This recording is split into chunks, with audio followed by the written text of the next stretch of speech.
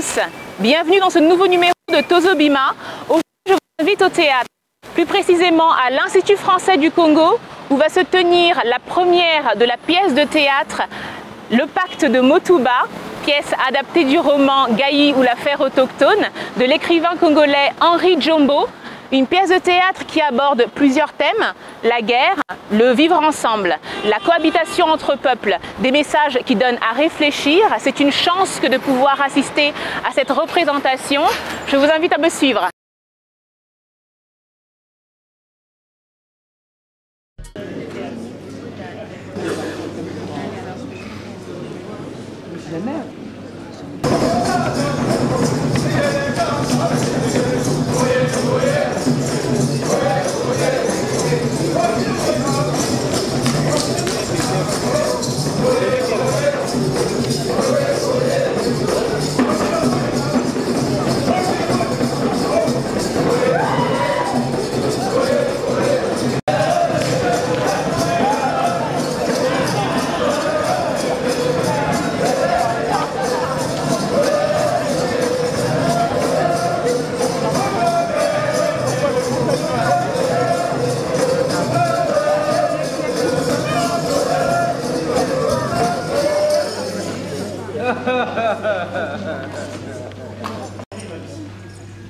Soyez rassurés, aucun animal femelle en gestation n'a été introduit dans les prisons.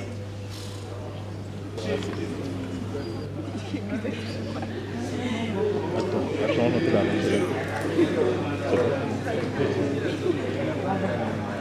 Poitin, voici enfin inauguré le mariage dans sa version traditionnelle. Ici à mon tour, entre bonnes.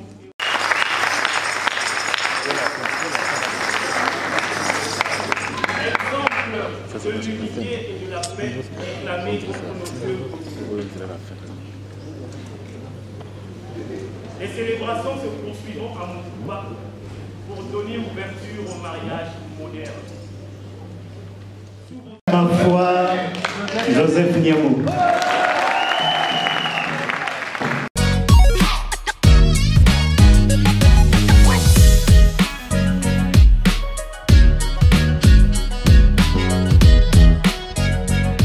Monsieur Henri Djombo, bonjour. Bonjour. Merci de nous accueillir aujourd'hui à l'occasion de la sortie de votre roman Gaï ou l'affaire autochtone. Monsieur Henri Djombo, vous êtes un auteur prolifique, donc essais, romans, pièces de théâtre. Je voulais vous demander, Monsieur Djombo, comment est-ce que vous êtes venu à l'écriture?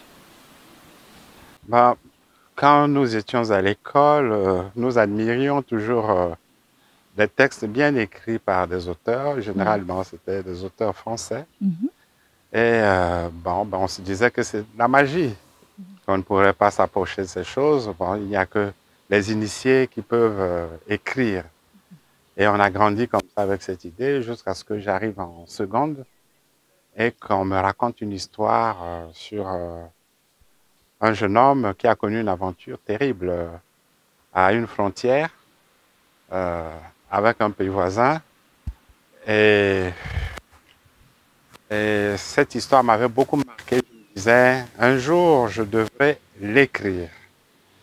Et je l'écrirai. J'étais en seconde, en 1968. Et je croyais qu'un jour, j'écrirais. Mais ce n'est pas par ce sujet que j'ai commencé. J'ai commencé par un autre. Et puis voilà, j'ai pris goût et j'ai produit d'autres ouvrages. Donc on peut dire que c'est une passion pour vous, c'est pas juste une casquette de plus. Ça devient une sorte de passion. Vous aide parfois à vous remettre en cause, mais à affiner, parce que quand vous allez la rendre dans un livre, il faudrait que vos lecteurs se situent et trouvent que ce que vous dites est pertinent. Tout à fait. Oui, et voilà, donc on est amené à écrire parce qu'on a quelque chose à dire, quelque chose à partager avec le lecteur. C'est cela. Tout à fait, tout naturellement. Oui. Vous l'avez dit vous-même, vous avez écrit plusieurs ouvrages. Si je devais vous demander lequel de vos ouvrages est celui qui vous tient le plus à cœur, qu'est-ce que vous me diriez? Quand vous avez beaucoup d'enfants, vous ne pouvez pas en préférer un seul, Oui. ou quelques-uns au détriment des autres. Oui. L'amour est partagé entre tous. Et le problème, c'est que chaque livre est spécifique. Même si dans la plupart du temps, c'est de la fiction, mais c'est quand même des sujets qui sont abordés avec une orientation, avec des conclusions à tirer, avec des réflexions qui sont faites de manière à communiquer avec autrui. Parce que à force de ruminer, de constater des choses, de penser, d'en admirer certaines, on commence à souffrir. Oui. Et pour se décharger, on livre à la page blanche ses réflexions, en sachant qu'elles vont atteindre les lecteurs, Oui, et plus d'un lecteur. tout à fait. Oui. Est-ce que je peux vous demander où est-ce que vous trouvez votre inspiration? Est-ce que ça vient de faits réels, d'anecdotes personnelles?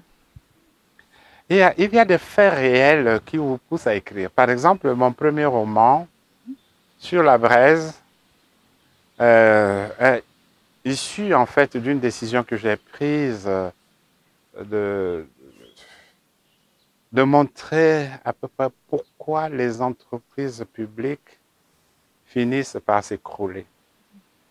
Pourquoi? En tant qu'acteur, bien sûr, sur le terrain, j'ai compris beaucoup de choses et qui ne sont pas connues du plus grand nombre. Et on se limite à des jugements, parfois des jugements très subjectifs, des jugements de personnes qui n'ont pas compétence, des jugements de gens qui sont placés hors des sphères concernées, et ainsi de suite. Alors, bon, il y a aussi peut-être ma déformation professionnelle, je suis économiste, et la question économique est préoccupante.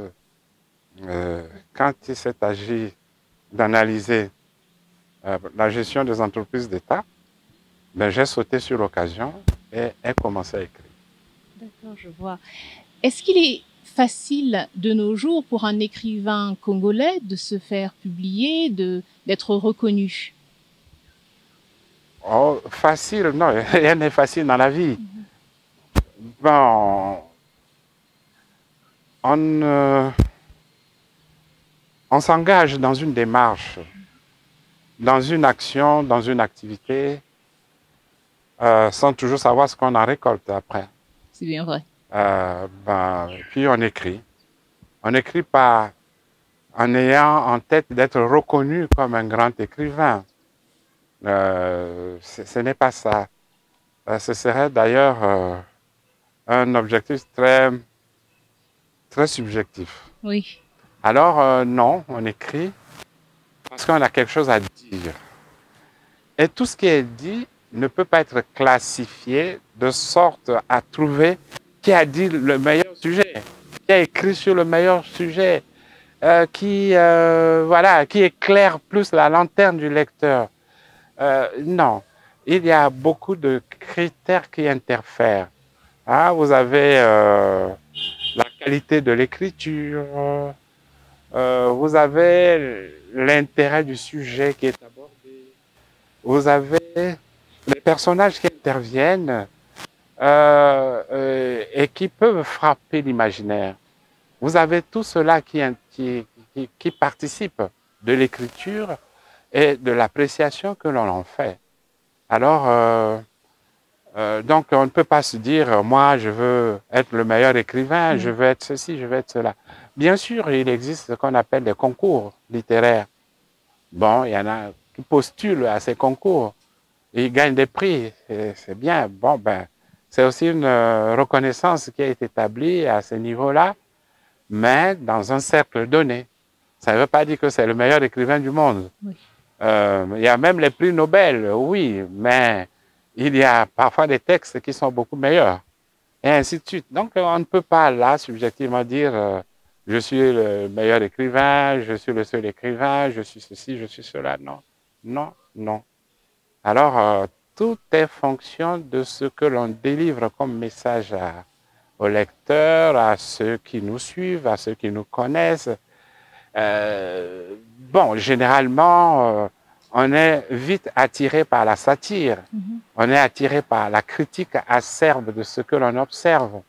Mais critiquer pour critiquer ne sert pas à grand-chose si on n'apporte pas des propositions de solutions. Tout à fait.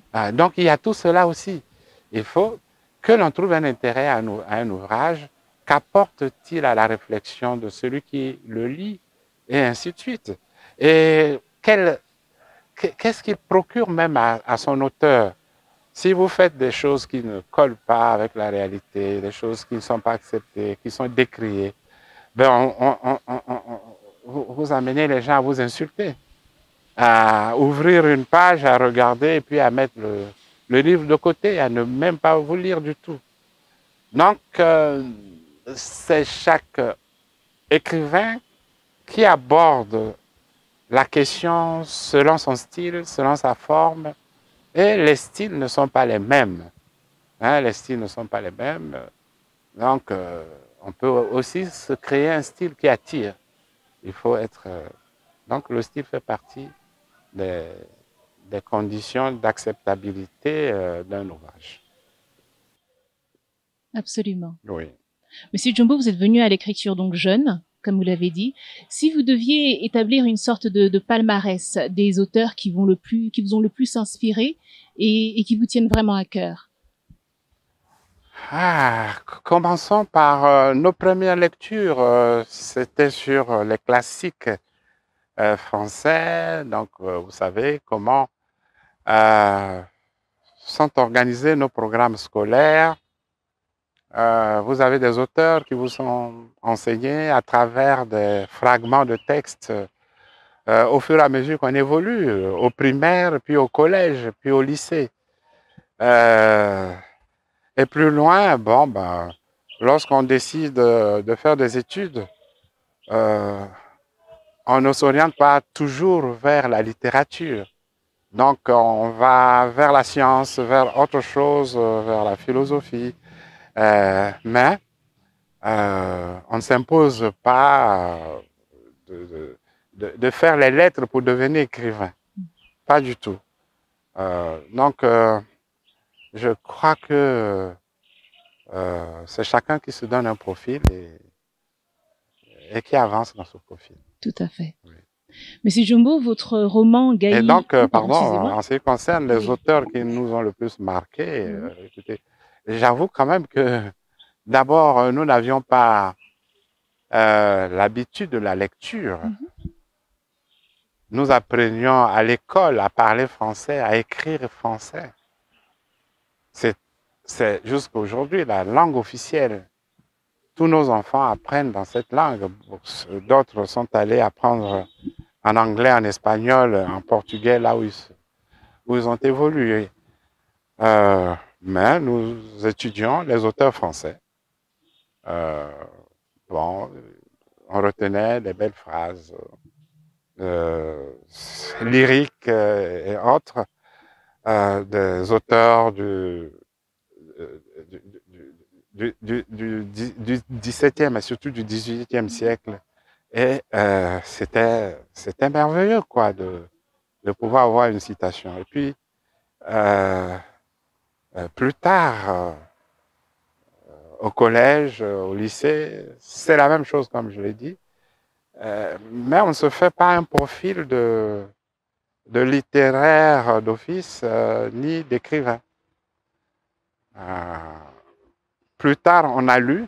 Je crois que c'est beaucoup plus tard qu'on s'ouvre à la lecture, à la poésie, au roman, à la nouvelle, au conte.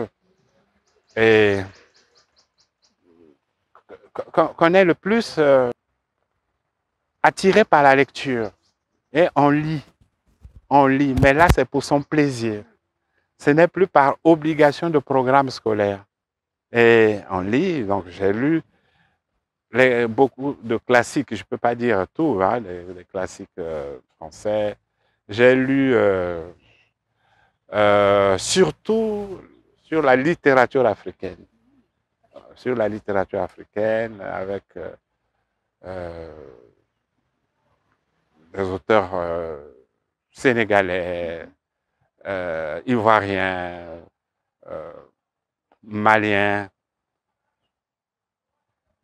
congolais, nos auteurs, nos illustres auteurs, nous ont donné le goût de la lecture et de l'écriture. Donc, nos anciens.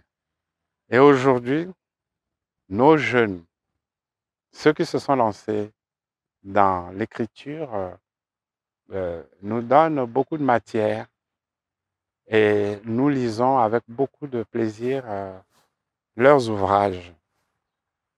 Et tout ce qui se produit aujourd'hui assure une certaine légitimité et un certain leadership des lettres congolaises. Contrairement à certaines affirmations qui prétendent que les lettres congolaises se sont ternies, qu'il n'y a plus rien, c'est faux. Ça veut dire que c'est des gens qui ne suivent pas l'actualité littéraire. Il n'y a pas un seul jour, vérifiez aujourd'hui, s'il n'y a pas un livre qu'on est en train de présenter quelque part dans un coin de Brazzaville ou de Pointe-Noire, d'un nouveau livre. Et je dis, c'est tous les jours. C'est à féliciter. Bon, ceux qui ne le savent pas diront le contraire, qu'il n'y a plus d'écrivains depuis que les Tati Luta, les Chikaya Utamsi, les Henri Lopez. Lopez est vivant. Si les autres ont disparu, Lopez est vivant. C'est vrai qu'il est un peu handicapé aujourd'hui, mais on ne peut pas dire qu'il ne peut pas écrire. Absolument. Ah oui, je continue à écrire tant qu'il est vivant. Et il y a de belles œuvres, je vous dis, de très belles œuvres. Il faut encourager l'écriture et ne pas faire le contraire. Ça, c'est un très bon message. Oui. Vraiment, merci beaucoup. Monsieur Djombo, donc, votre roman le plus récent, donc Gaï ou l'affaire autochtone, donc il s'agit de votre 10e roman. Je voulais vous demander, est-ce qu'il s'inscrit dans la lignée de vos autres ouvrages ou quelle est l'inspiration de ce roman? Je peux vous dire que chaque livre est différent des autres. Parce qu'il développe une thématique différente. Parce que délivre des messages aussi différents. Lequel parmi eux peut se dire emblématique? Bon, un économiste, je peux pencher par exemple pour Lumière des temps perdus, qui est une histoire, une épopée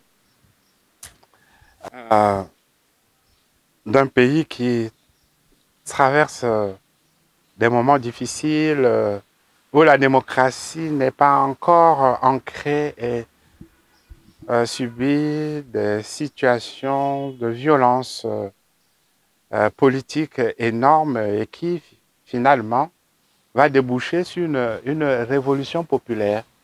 Et puis les nouveaux dirigeants vont confrontés en tout cas à la gestion, au problème quotidien de gestion d'un pays.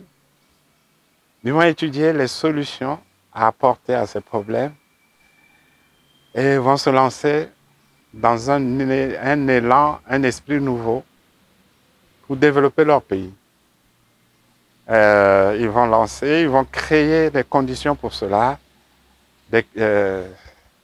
créer les facteurs qui mènent à ce développement, mais un développement durable. Bon. Mais c'est un texte que je détiens depuis 1996. Depuis 1996. Donc, aujourd'hui, qui peut être d'actualité, parce que les mêmes problèmes persistent. La pauvreté, la nécessité de satisfaire les besoins des populations, d'élever le niveau de vie des populations, la nécessité de donner une bonne gouvernance à nos pays demeure. Et voilà, donc je dis, ce sujet que j'ai traité en 1996 reste d'actualité. À entendre le discours officiel, à entendre les discours du monde sur le développement, sur les relations économiques internationales, on se rend compte que tout cela est d'actualité et que ce roman peut paraître comme une boussole dans un certain degré. Mais, enfin, c'est de la fiction. C'est seulement de la fiction. Vous me direz, oui, mais même si vous proposez des solutions dans le cas de la fiction, pensez-vous qu'elles sont collées à la réalité? Pensez-vous qu'elles sont pratiques? Pensez-vous qu'on peut corriger notre société avec ces solutions? Je dirais oui et non. Parce que l'écrivain ne se donne pas la vocation à changer la vie en un tour de main, d'un coup de bâton magique. Non.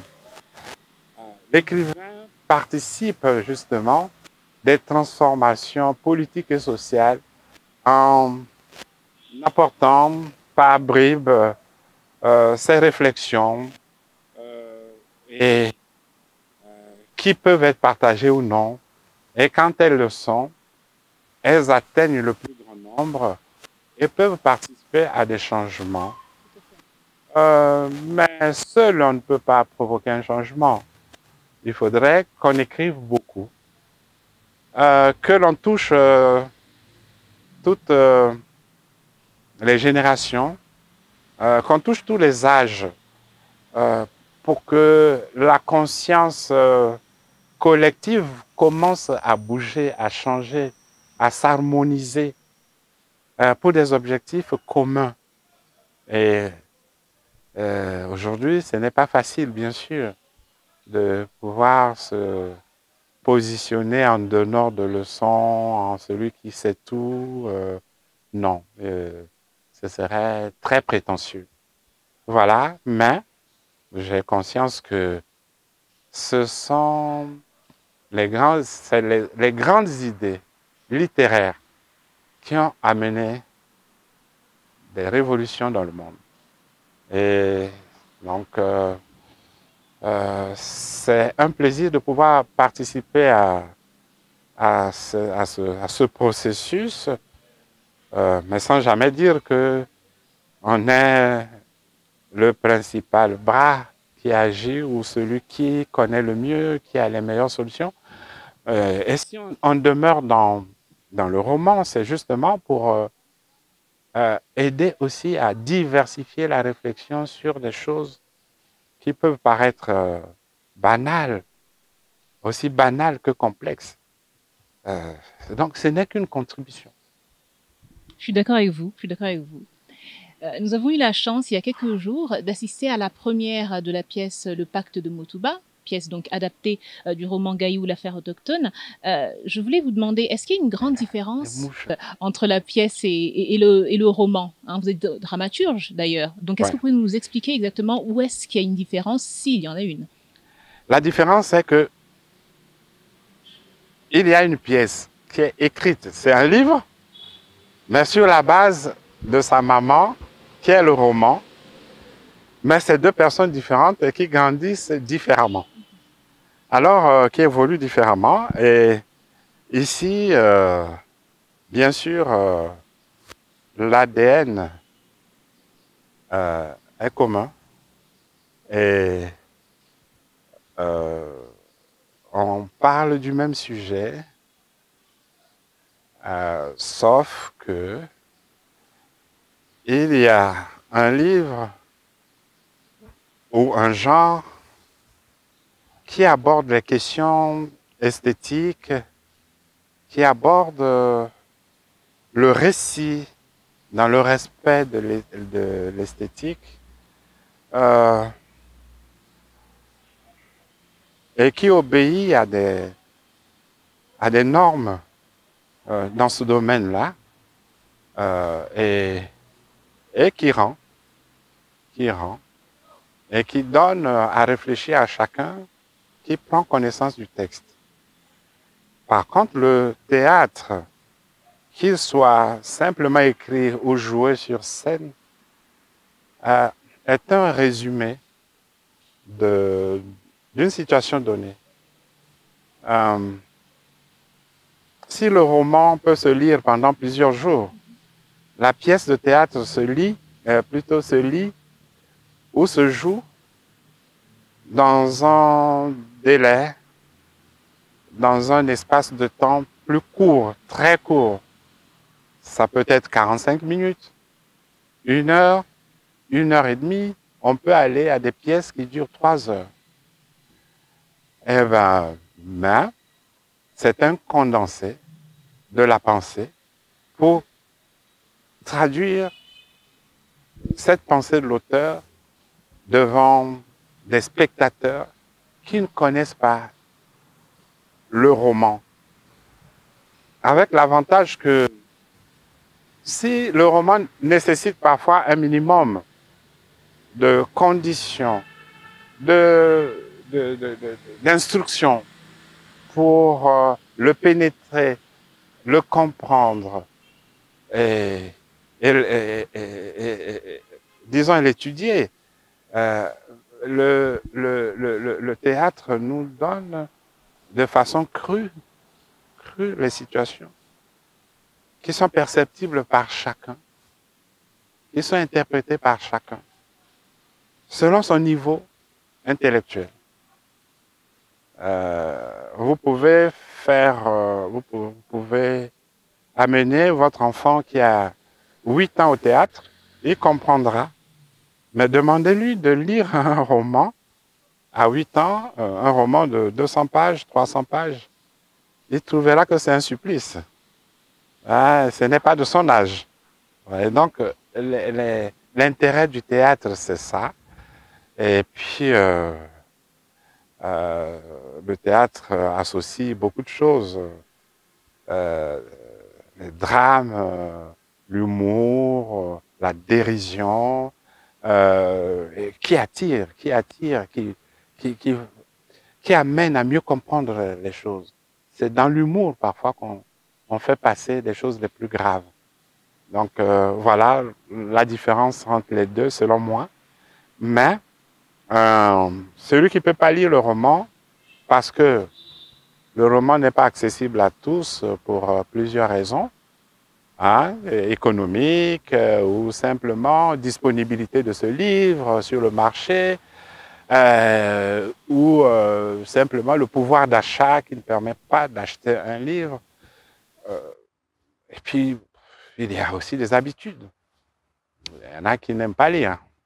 Donnez-lui un livre, il va le mettre dans sa bibliothèque. Une éternité. Il ne le lira jamais, quel que soit son âge. Écoutez, c'est vrai que le ton de la pièce est plutôt humoristique, mais le sujet reste assez sérieux.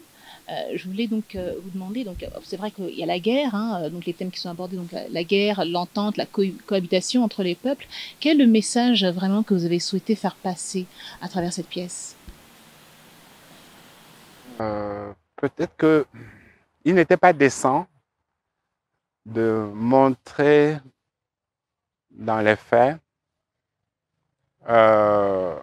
les inéquités, les inégalités qui existent dans les rapports entre les communautés bantoues et autochtones. On n'a pas voulu vraiment, par décence, apporter toutes ces preuves-là. Oui, mais on les a un peu... voilà, on a dit que ces rapports ne sont pas équitables, que ces rapports ne sont pas bons.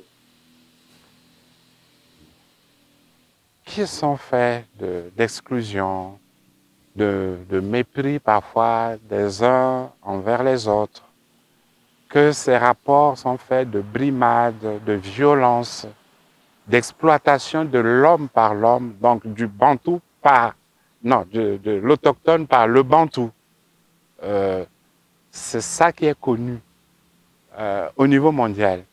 Et le fait de ne pas reconnaître de droit à ces peuples premiers, donc qui ont occupé nos territoires respectifs, avant nous, avant les Bantous, ou avant les Européens qui sont venus en Amérique, de ne pas reconnaître leurs droits, le fait de les exclure de la vie publique, de restreindre leur liberté, d'en faire des sous-hommes, et ainsi de suite. Si cela est connu un peu, mais il n'y a pas de solution pour que cette situation change.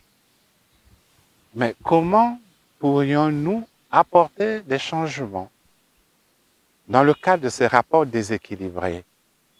J'ai pris le prétexte d'un mariage entre une autochtone et un bantou, des jeunes, parce que c'est en la jeunesse que se trouve l'espoir de l'avenir de nos sociétés. Et c'est ces jeunes qui, contre vents et marées, vont s'unir. En s'unissant, ils unissent leur peuple. En s'unissant, ils annoncent l'évolution de l'humanité. Parce que, bon, dans la pièce, on n'en parle pas. Mais parce que on ne pouvait pas dans cette pièce tout dire et tout présenter. Cette union va amener un changement, un développement de la femme autochtone qui va s'appliquer dans ses études et devenir une grande spécialiste avec son mari en anthropologie et en sociologie pour se spécialiser dans la question autochtone. Et puis, ils vont faire de grandes publications scientifiques qui vont sillonner le monde, qui seront très appréciées par les Nations Unies dans le cadre de la problématique, parce que les Nations Unies sont préoccupées par ces inégalités.